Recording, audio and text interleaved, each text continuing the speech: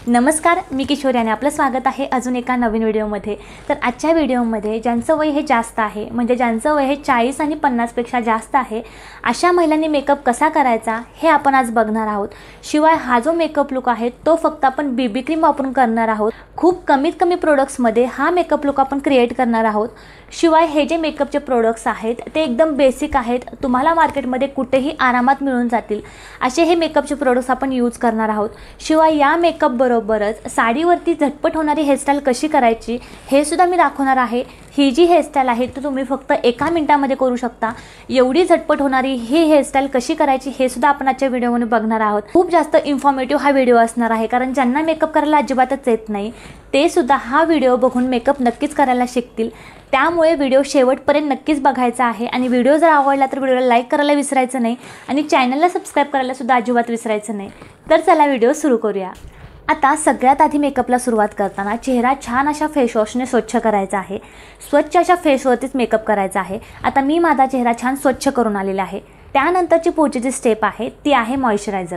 बघा, जर तुमचं वय हे जास्त असेल तर मॉइश्चरायझर लावायला अजिबात विसरायचं नाही। याचं कारण पण मी तुम्हाला सांगते, कारण जसं जसं आपलं वय वाढायला लागतं तसं जसं आपली जी स्किन आहे त्या स्किनमधलं मॉइश्चर कमी व्हायला लागतं आणि आपली स्किन ही ड्राय व्हायला लागते। आणि जर आपण मॉइश्चरायझर न वापरताच मेकअप करायला घेतला तर आपला जो होणारा मेकअप आहे तो एकदम ड्राय दिसतो, अजिबात चांगला दिसत नाही, कुठेतरी आपला मेकअप हा बिघडून जातो। त्यामुळे जर तुमचं वय जास्त असेल तर मेकअपला सुरुवात करताना सगळ्यात आधी मॉइश्चरायझर लावायला अजिबात विसरायचं नाही। मेकअप करतानाच नाही तर डेली बेसिसवरती सुद्धा चेहऱ्याला मॉइश्चरायझर हे लावायचंच आहे। त्यामुळे तुमची स्किन ही हायड्रेटेड राहील आणि तुम्ही जो मेकअप करणार आहे तो सुद्धा फ्लॉलेस। या मॉइश्चरायझरसाठी मी ते सिटाफिलचं हे मॉइश्चरायझर यूज करणार आहे।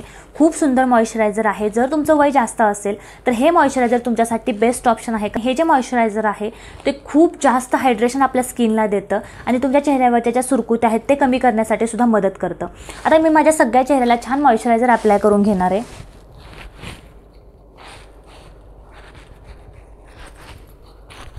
मानेला सुद्धा छान मॉइश्चरायझर लावायचं आहे।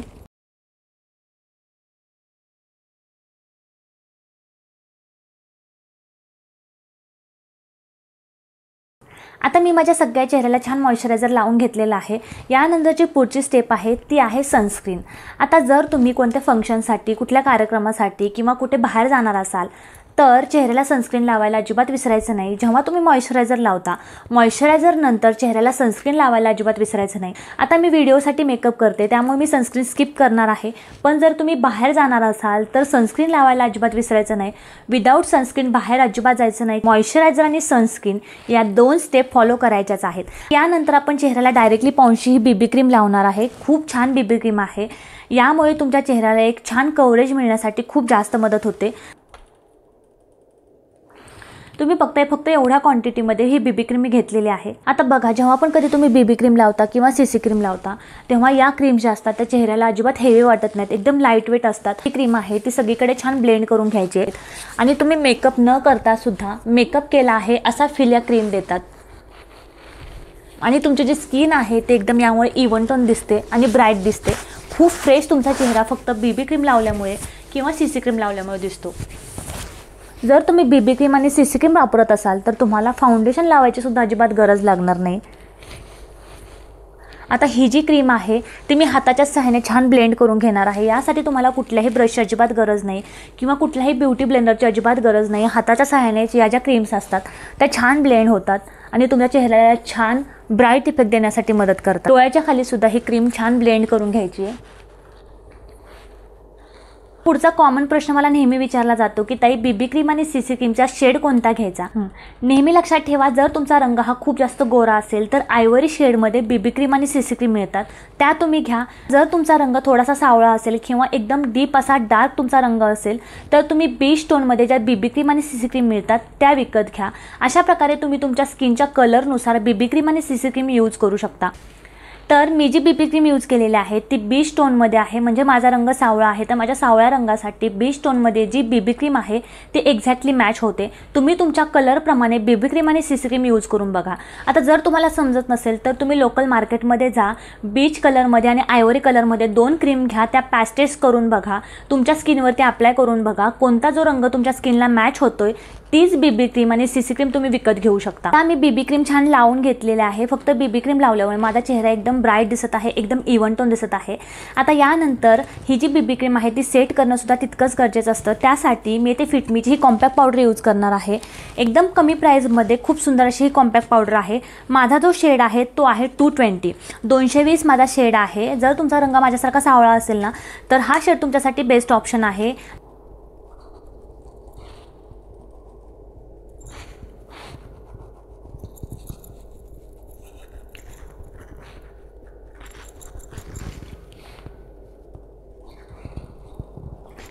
डॅब डॅब करत छान कॉम्पॅक्ट पावडर सगळीकडे लावून घ्यायची।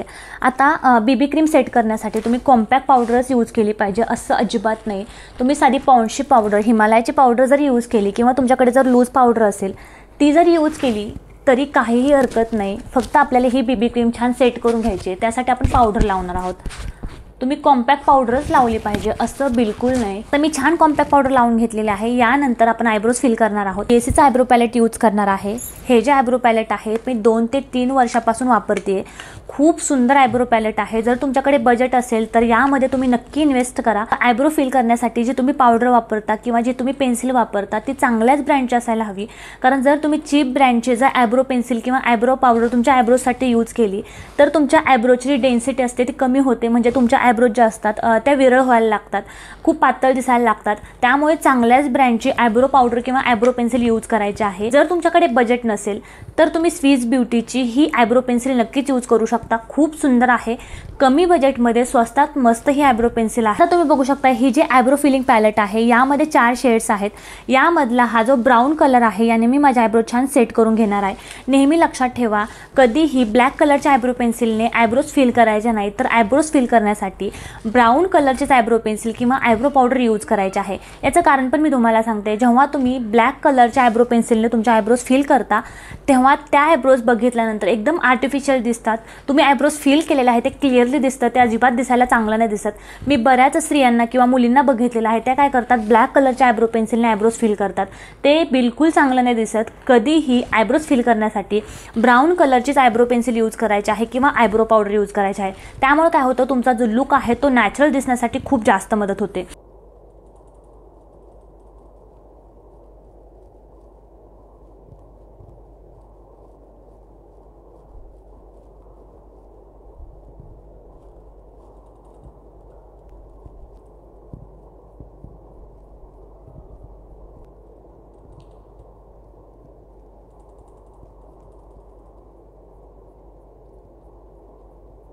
आणि या स्पूली ब्रशने छान आयब्रोज सेट करायचे आहेत, जेणेकरून आपल्या ज्या आयब्रोज आहेत त्या पॅची दिसणार नाहीत आणि सगळीकडे छान आयब्रो पेन्सिल आपली लागेल। काजळासाठी मी येथे लॅक्मीची ही काजळ पेन्सिल यूज करणार आहे। खूप सुंदर काजळ पेन्सिल आहे। शिवाय कुठेही तुम्हाला मार्केटमध्ये ही जी काजळ पेन्सिल आहे ती आरामात मिळून जाईल, एकदम रिजनेबल रेटमध्ये मिळून जाईल। एकदम छान लॉंग लास्टिंग आहे, डोळ्यांना अजिबात इरिटेट करत नाही।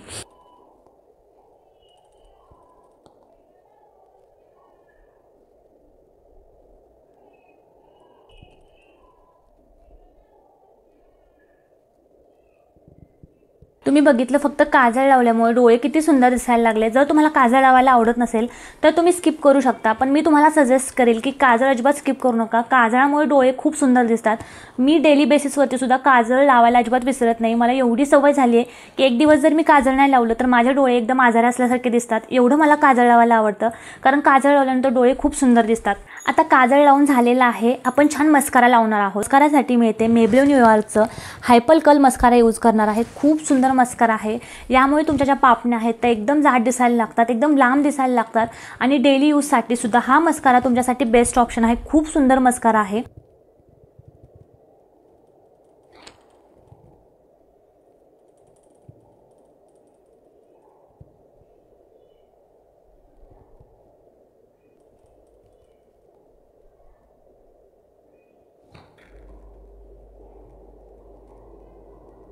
तुम्ही बघितलं, मस्कारा लावल्यामुळे डोळे किती सुंदर दिसायला, पापणे एकदम लांब दिसायला लागतात।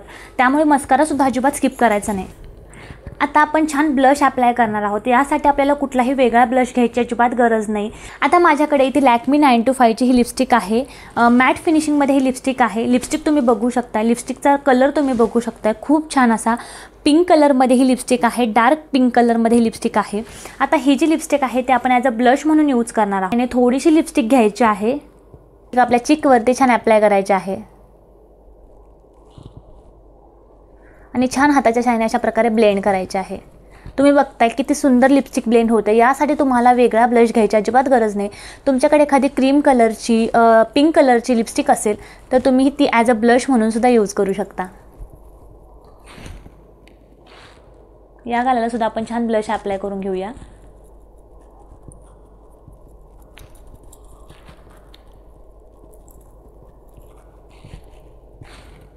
नाकावरती थोडासा ब्लश अप्लाय करायचा आहे।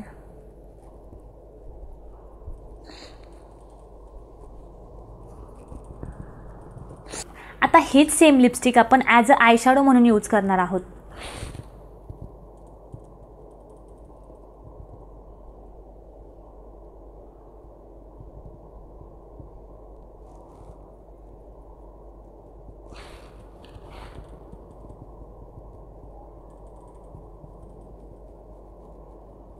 आणि हाताच्या साहाय्याने छान ब्लेंड करायचे आहे। आणि विशेष म्हणजे या ज्या लिपस्टिक्स असतात ना, हाताने छान ब्लेंड होतात आणि एकदम क्रीमी फॉर्ममध्ये लिपस्टिक असतात ना, त्या लवकर ब्लेंड होतात पण निघतात पण लवकर। पण या मॅट फिनिशिंगमधल्या ज्या क्रीम लिपस्टिक असतात त्या इझिली ब्लेंड होतात आणि एकदम मॅट फिनिशिंग देतात।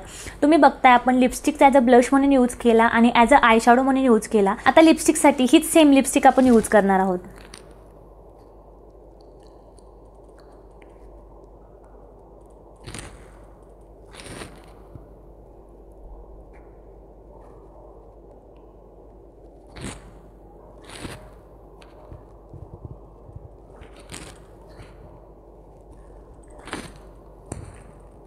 लिपस्टिक अप्लाय करून घेतलेले आहे। तुम्ही हीच लिपस्टिक लावावी असं अजिबात नाही, तुमच्याकडे जी लिपस्टिक असेल ती तुम्ही यूज करू शकता।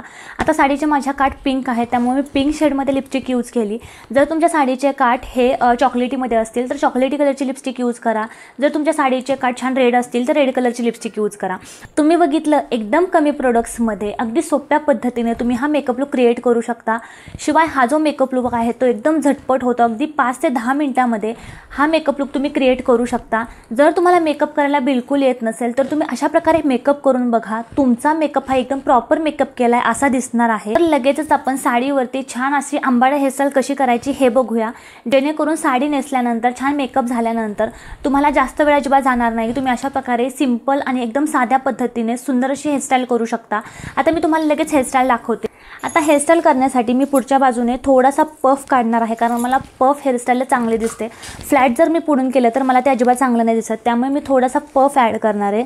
पफ करताना अशा प्रकारे छान पुढचे केस घ्यायचे, हा पफ छान विंचरून घ्यायचा आहे। आता नेहमी लक्षात ठेवा, जेव्हा पण कधी तुम्ही पफ हेअरस्टाईल करता तेव्हा अशा प्रकारच्या क्लिप्सचा यूज करा। या क्लिपमुळे पफ खूप छान येतो। अशा प्रकारच्या क्लिप्स यूज केल्या तर काय होते, इथले जे केस असतात ते खूप जास्त तुटतात, त्यामुळे पफसाठी नेहमी अशा प्रकारचे क्लिप यूज करा।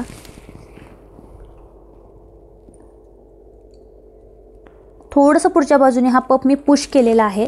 आता पुढचे जे केस आहेत ते थोडे मी अशा प्रकारे काढून घेणार आहे, जेणेकरून माझं जे मोठं कपाळ आहे ते थोडंसं हाईड होईल आणि माझा चेहरा थोडासा बारीक दिसण्यासाठी मदत होईल। जर तुमचं कपाळ माझ्यासारखं थोडंसं मोठं असेल तर तुम्ही पुढच्या बाजूने अशा प्रकारे केस काढू शकता, जेणेकरून तुमचं जे मोठं कपाळ आहे ते थोडंसं छोटं दिसेल आणि चेहरासुद्धा तुमचा छोटा दिसेल। तुम्ही बघितलं लगेच माझा चेहरा छोटा दिसायला लागला आहे। बाजूने सुद्धा केस छान विंचरून घ्यायचे आहेत। या केसांना मागे छान पोनी बांधून घ्यायची आहे। पोनी बांधून झाल्यानंतर हे जे केस आहेत या केसांचं मधून छान असं सेक्शन करायचं, तुम्ही व्हिडिओमध्ये बघताय। आणि सिंपल हे जे केस आहेत अशा प्रकारे ट्विस्ट करायचे आहेत। आणि हे जे केस आहेत ते युपिन्सच्या सहाय्याने छान सिक्युअर करायचे आहेत।